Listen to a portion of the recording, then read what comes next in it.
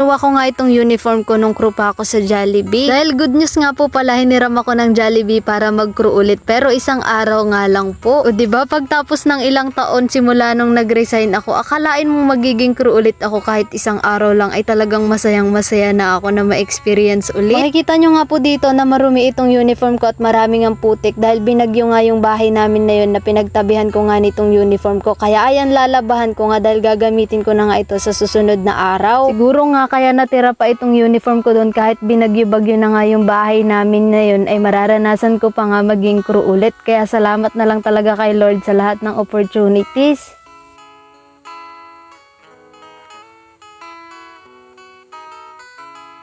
At eto nga, isingit ko ulit itong hanger na ginagamit ko na kahit anong baluktot mo ay hindi nga napuputol o hindi nga nasisira. Ito nga yung hanger na sobrang nagtrending din sa TikTok at napakarami nga din bumili, kaya maraming salamat po sa lahat. Sana nga po ay marami pang magkagusto at marami pang bumili dahil napakalaking tulong po talaga nun sa akin.